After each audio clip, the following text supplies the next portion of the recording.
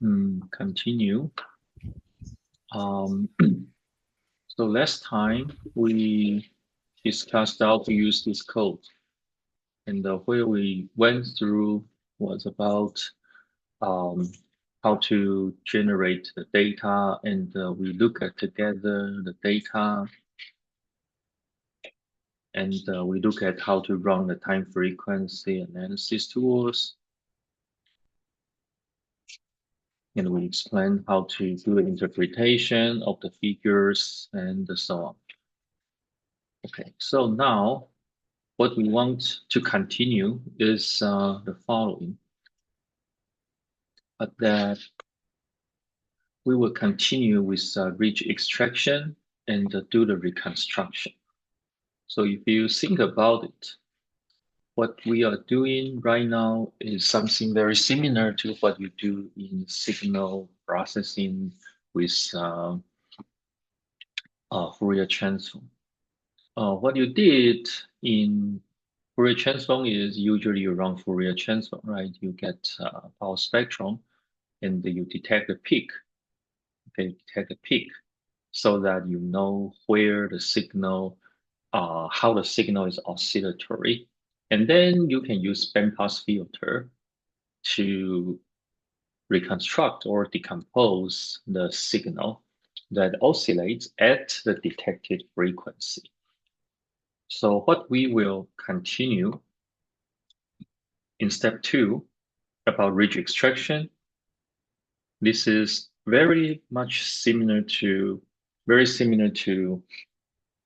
detecting the peaks in the power spectrum.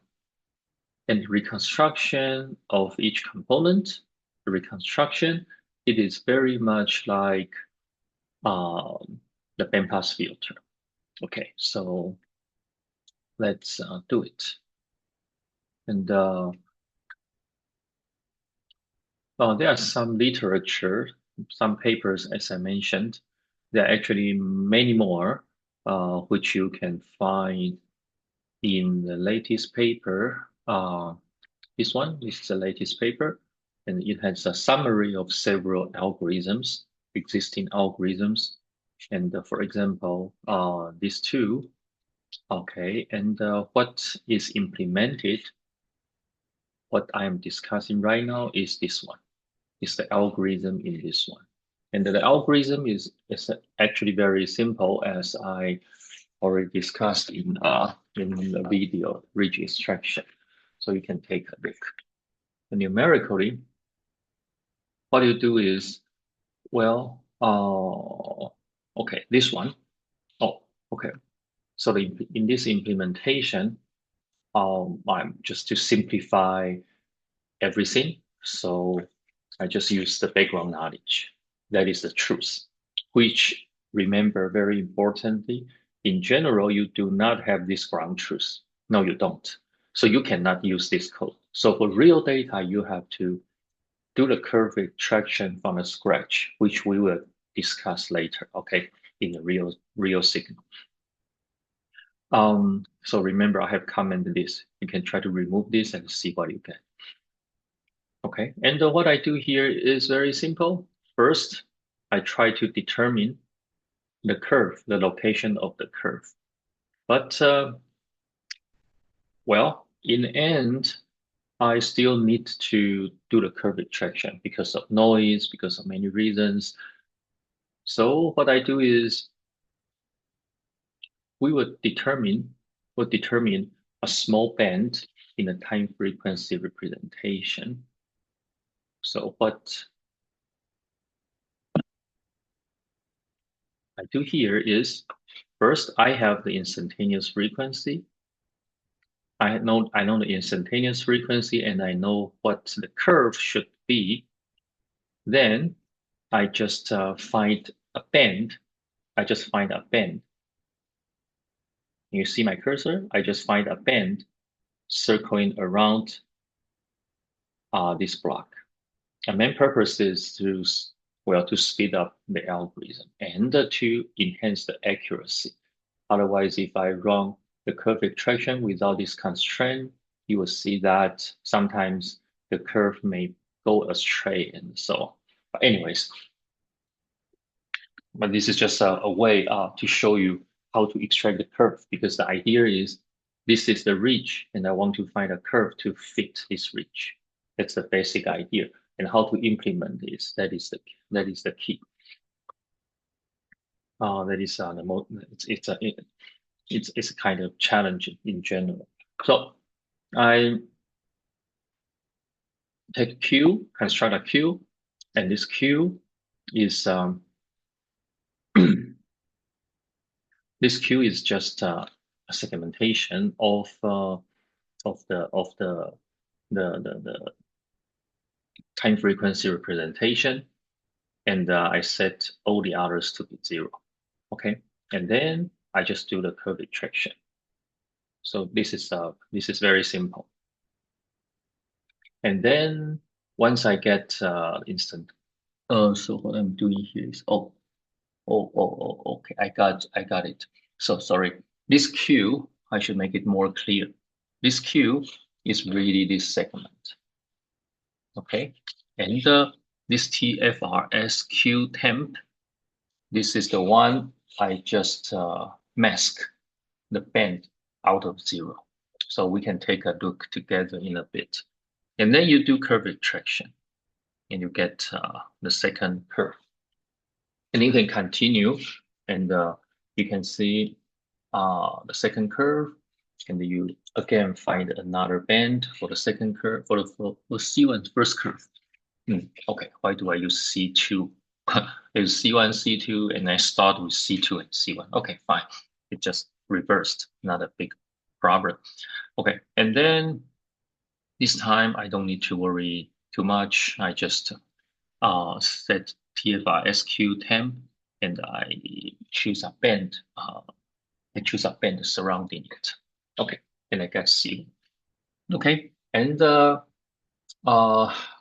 let's take a look at how this looks like, so that you have a feeling.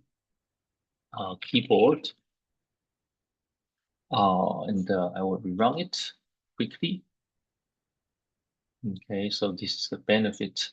You can get the code run very quickly. Now this is a clean time frequency representation. If you remember, this is the noisy one, and this is the noisy one. Okay, so this is short time Fourier transform. This we don't need. Okay, so FIGRE, let's take a look at what you get of Q. So this is how you run it, but where is it? Where is time? Okay, let me see. I need to run, okay, Q, time, STR, okay, simple, okay, so this looks good. I just need Q here. Okay. Okay, can you see it? This is Q. This is Q. So if you look at... I see it, but it looks very pixelated. Yes, right, it is. And I'm not sure if... it's intentional. Yes. Okay. Yeah, it's well, okay, not I thought it was my network. No, it's not intentional. It is just because of resolution. Because right now, I see. It's resolution. So if you take a look, TFRSQ, okay, its size is 1,250. Okay, and 1,700, this is time. This is frequency grid. So there are in total 1,000 points in the y-axis, 1,250 points in the y-axis. But I now only select 50 points from it.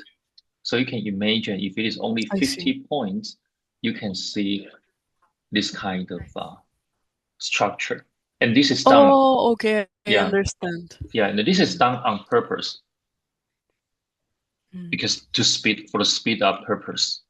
If you want, you can try to increase the frequency axis resolution. For example, you can change this one to 1e minus 5. Then you can see that the computational time will increase by about 2 to 4 times. And you will get a much smoother and much clean picture. Okay, so For our purpose, it really depends on what you want. But no matter what, when we do this curve extraction, because we only extract 50 50 points surrounding the true instantaneous frequency. So that is what you get in the end. Okay, and the purpose of doing so is just to speed up the computation and to guarantee the curve extraction is correct. Okay, by using the ground truth. If I don't use the ground truth, then certainly, well, as you will see in the real data, well, sometimes it can go astray and you have to adjust the parameter a bit. Okay, and this is the parameter you can adjust. This 0.1, this 0.1, this is regularization. So if you increase this number, for example, from 0.1 to 1, then the curve will be more like constant. If you reduce 0.1 to 0.01 and so on, then you may get something, well, very broken because this is a 0.1, this parameter is a penalty number to enforce the regularity of the extracted curve. Okay, so this is how this Q looks like. C2. Maybe I should change the terminology. This is strange to start from C2. Okay, fine. Then you can also take a look at this TFRs Q10. Then you will have a feeling about what it is. This is a TFRs Q10. And the y x y mean 0, 10. Okay. 10. Okay. Yeah. So if you do a comparison, you see this region is void now. Why? Because I just set this region to be 0. And the main benefit of doing so is, well, just to enhance the curve extraction. But this is actually maybe not really needed in this because I already use C1, C2 ground truth. So this is really not really needed. Okay, the code should be modified. Okay, but anyways, to avoid confusion, but anyways, you know what I mean. Okay, and then you can continue to set up another queue. Okay, for example, this is C2, this is C1. So we can take a look of this queue. Okay, so you can see this is another queue. Q7015. Hold on, Q71. Okay, hold on. Then Q. Okay, hold on. This Q. Why is it also still 50? Hold on. What's wrong with it? 70, that is correct. Okay, so I want to plot it. Okay, yeah, right. Why is it still 50?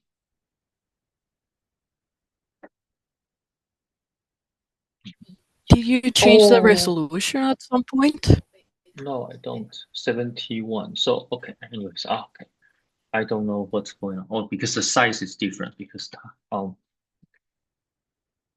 you see, this is the size. This is the size of the frequency.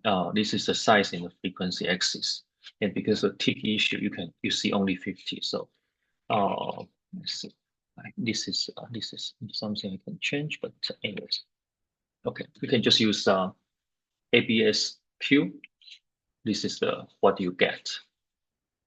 Okay, now there are 71 points. Okay, so that is what you get after this step, and you get curve retraction, and you just adapt it back, and this is the final curve. And then you can get the figures you want. Let me finish it. C1 ready. Okay. So you see, this is a ground truth. Okay. This is what? So this is the time frequency representation determined by synchrosqueezing. And this is the ground truth. So you can see the ground truth is kind of a bit deviated from the visual reach. And that is the reason after you do the curve, after the in Q, you still see some fluctuation. Okay. And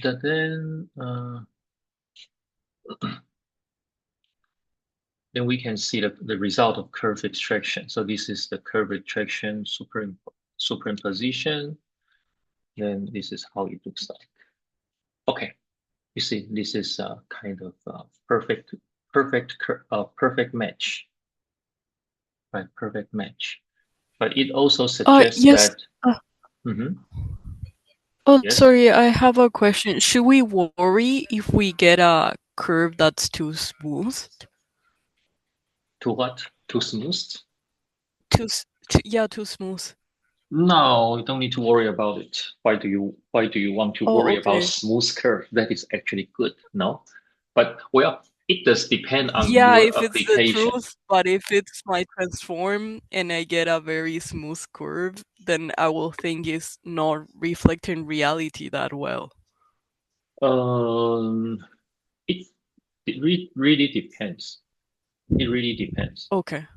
Yeah, it really depends. I mean, in this example, this is a simulated data, so you know the ground truth. Mm, And since you right. know the ground truth, and you know the ground truth is smooth, so when you do the curve extraction, you certainly want to recover it. I see. And if you want to recover a smooth curve, then surely the extracted curve has to be smooth.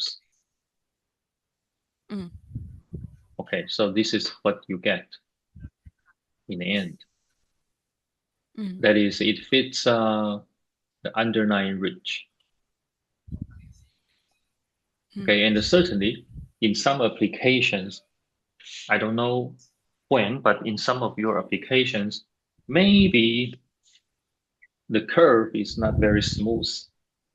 Um, and it's jumpy and so on.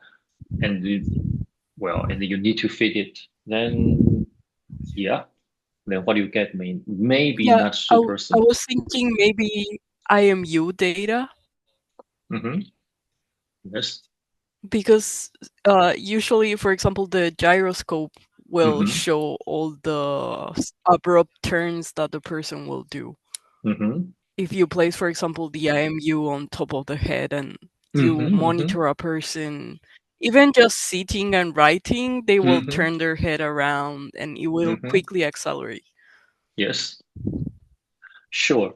So for the accelerometer data, it depends on the focus. Okay. Oh, What do I mm, mean by that? What you are asking was, oh, maybe you sit there and you are writing, and suddenly your head moves. Okay, and the IMU will tilt. detect it, right? And you want to analyze Mm, it. yes. Then what I can tell you is Mm, synchrosqueezing transform can be applied, but the focus will not be the reach. The focus will not be reach, oh, because reach is for the focus or the target or the main reason of getting this reach or run synchrosqueezing is to study the oscillatory component. That is something is periodic. But if your head is tilted okay. just once, okay, what do you mean by Mm, oscillation? Right. So in that case, if right. you play with it, then you will see that it is not really the reach that you should care. It will be some kind of sudden change of energy that you want to care. Exactly.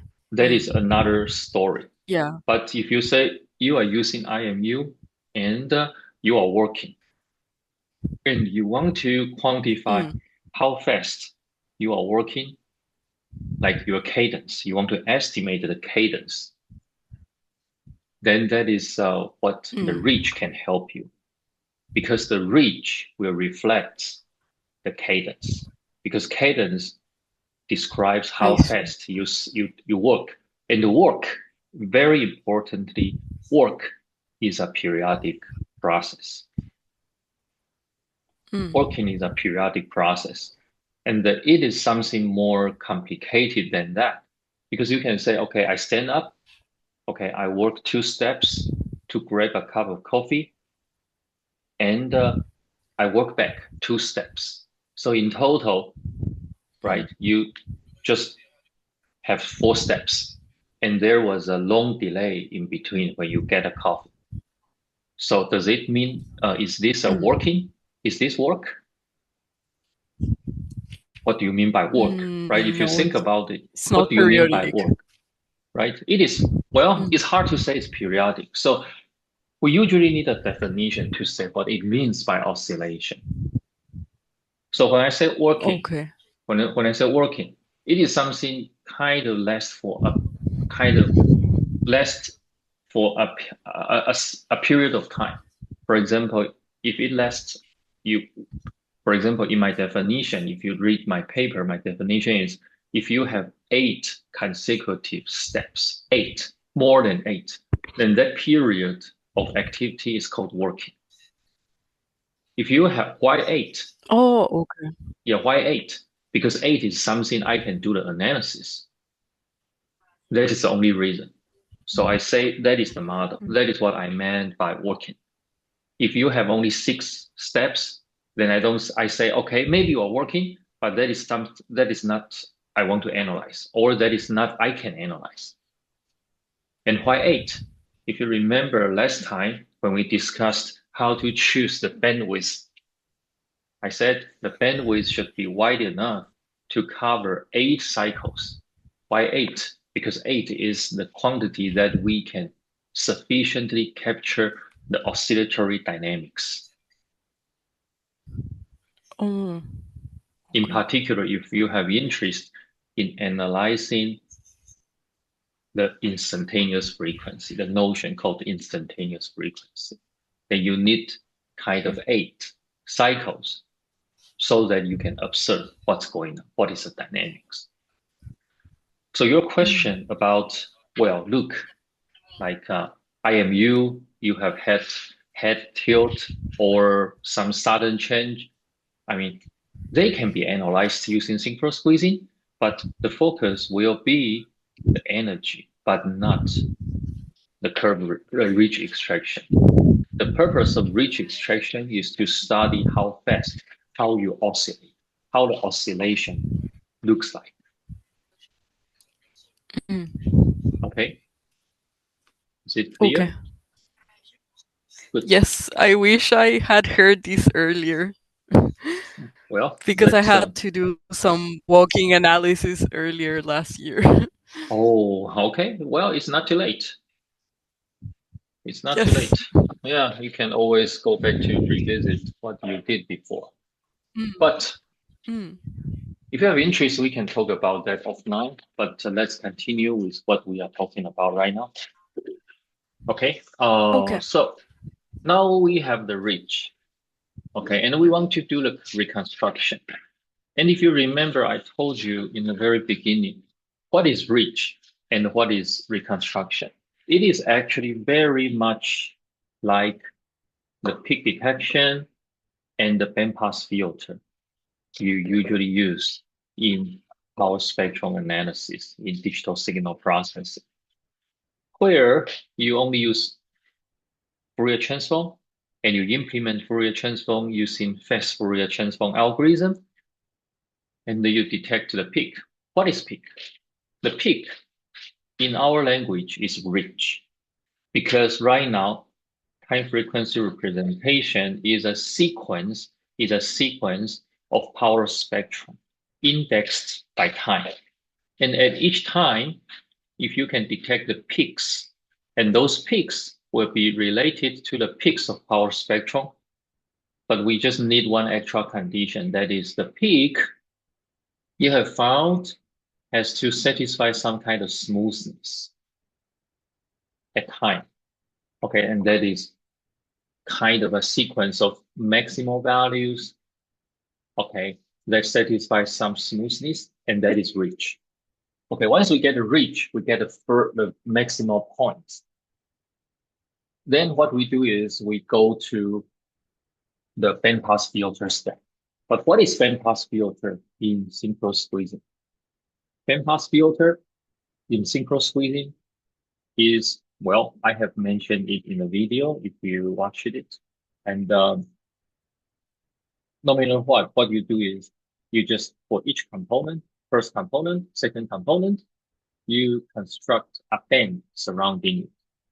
You construct a band surrounding it. Okay. And this band at each time, over the band, you can do integration. And this integration will give you the reconstruction of the signal. And this is just like bandpass filter because you have a spectrum here, and over this spectral band, you do the integration, and that is bandpass filter. Okay, so sometimes we call it time-varying bandpass filter, and that is how you call it. And the reconstruction formula has been discussed in the video, and you can find details in the paper. So I will not repeat it here. And that is how you run the reconstruction code. And this is recon. And if we take a look at this code, you will see what it is. You see what you do is you have time frequency representation. This is your frequency axis. This is your sampling rate. This is the extracted curve. This is the band size you want to do reconstruction. This is the constant coefficient in reconstruction formula. Then you can see that what I do is at each time, kk, each time, I just find a band. The band is from minus RR to plus RR, and this RR is actually the band size. And then you just sum the time frequency representation at time kk over the band and multiply by a constant. That is a reconstruction. And that is what you get here. Reconstruction 1 and reconstruction 2. Okay, and if I now run it,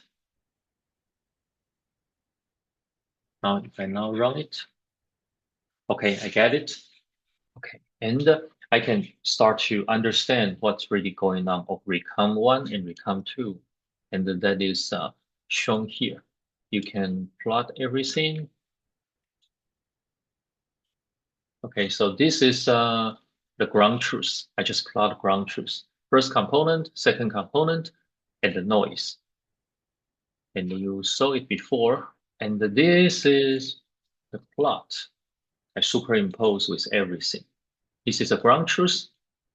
Okay, and this is a reconstructed component. Reconstructed component are red superimposed on it, and this is the noise, reconstructed noise. So this is a decomposition. But we want to know a bit more. What do we really have? If you pay attention, you will see XM. This is the noisy signal. Okay, and you have reconstruction 1 and reconstruction 2. And I put real here. Why? Okay, why do I put real? Now, if I don't put real, what do you get? Recon 1 time recon 1. What do I get? Okay, hold on. Why is it? Oh, it shouldn't be. Oh, yeah, right. Oh, you get imaginary numbers? Oh, yes. yeah, you get. Yeah, if you just plot recon 1, yeah, you see it is kind of something winding. And this is what? Why is it so? That is because if you look at recon 1, you see it is actually a complex valued function. Okay, so what is it? What it is? So real recon 1. Okay, this is the real part. And real part is the reconstruction of the true stuff.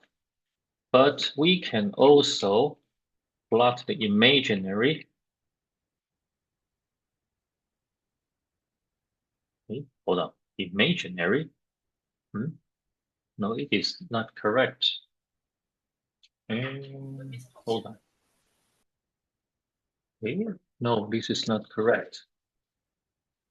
Hold on. What's wrong with it? Hold on.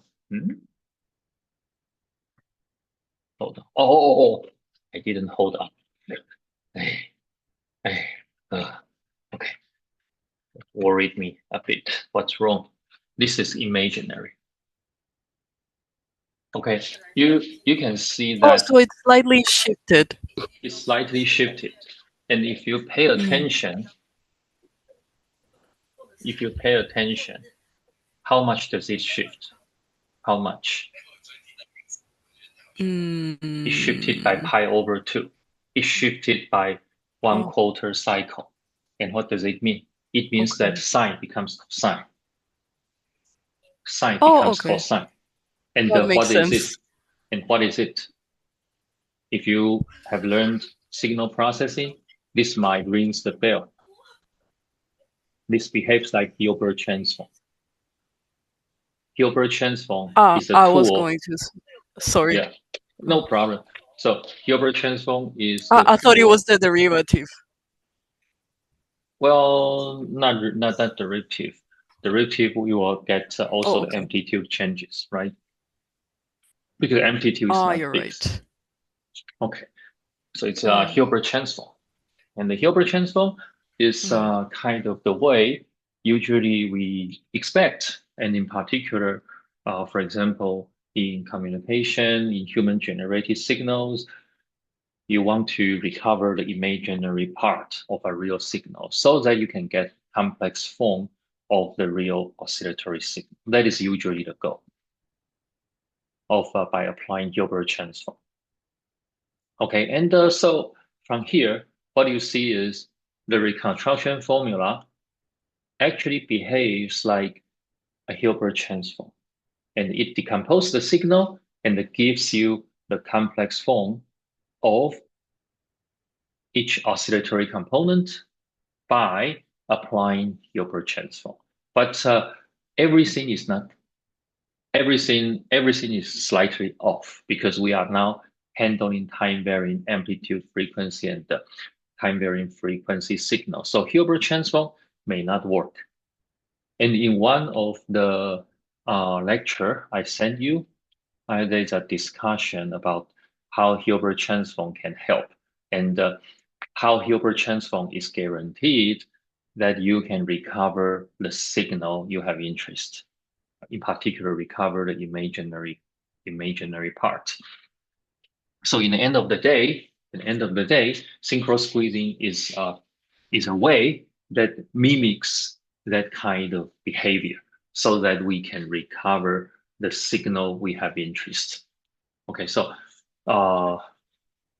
you have this one. Then what you can immediately get is something very simple because imaginary part, recount right now is a complex form, so you can obviously plot its amplitude, ABS.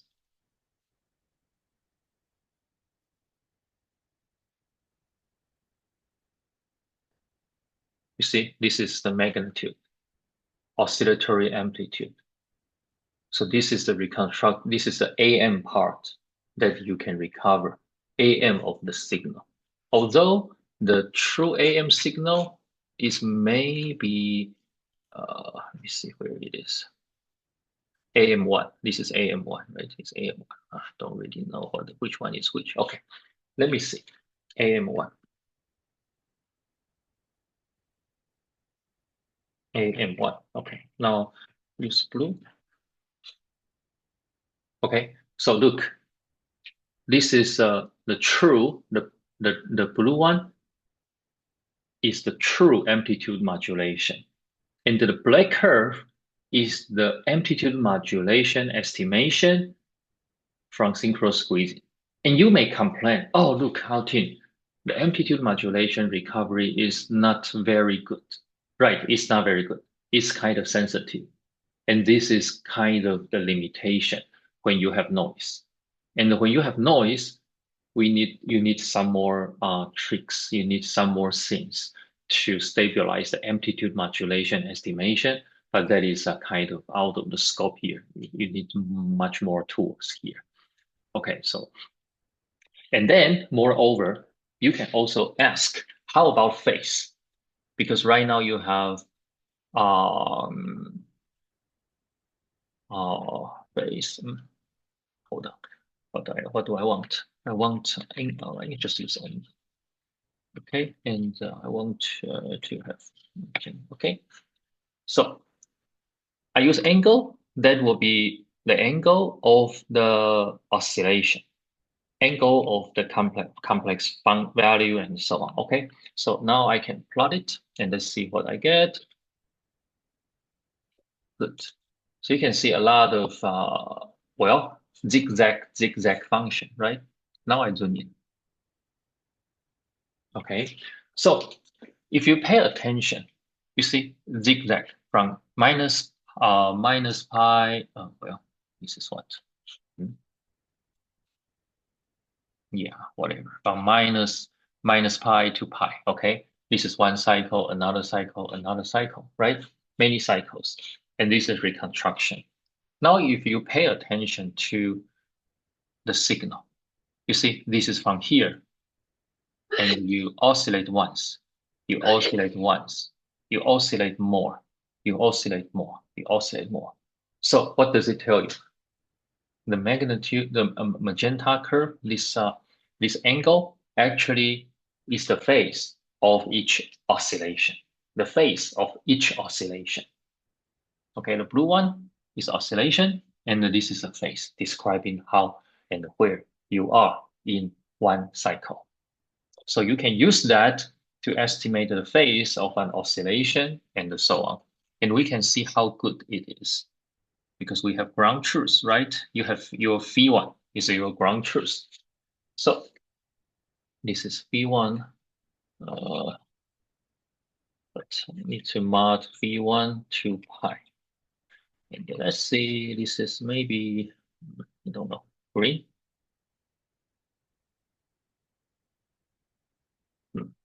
What? Oh. Okay. Yeah, it's 2 pi. And yeah, this is okay. Sorry, because phi, you see, phi, I use 1. Okay, because 2 pi is in front, so I should mark 1, not 2 pi. So that is the problem. Okay, this is 1. And I mark subtract by pi. Okay, and this will become minus pi to pi.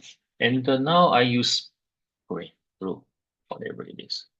Okay, now you can see it.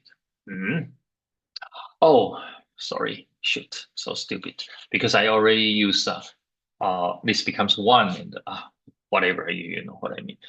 So you can see that is describe one cycle, another cycle, yet another cycle, yet another cycle. And there is a phase shift. There is a phase shift. But the phase shift can be, it's constant. Okay, so if I, oh no, yeah, right.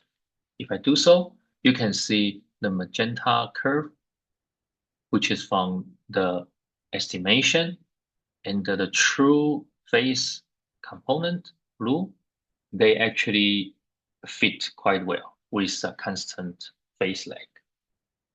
Okay, so that is how you can get the amplitude and phase back of each oscillatory component. And I think that is it for today. And we will talk about we'll apply it to real data next week. And you can now I believe you can play with it because actually it follows exactly the same way. But next time I will focus more on the interpretation of how to analyze this kind of signal in real world data and so on. Okay, so you can see that the structure is exactly the same. The only difference is right now when you do the curve extraction in real data, sorry, you don't have ground truth. So you need to sometimes focus using your background knowledge or use your visual your eyes to make sure where the ridge is located roughly and so on. Or you have to apply some more advanced tools to do time frequency representation segmentation. The segment one example is this paper. Uh, yeah, yeah, this paper. Yeah, they have some time frequency representation, segmentation, and after segmentation, you can get uh, more beta ridge extraction, and so on. And when we talk later, the wave shape function with the shape and so on, or we may talk about uh, more more general ridge extractions, and so well, that are several topics to discuss. Okay, is there any question? Should I expect the phase shift in the other regular curves that I see now on the real signals? Uh, Or should I expect less regularity? what do you mean?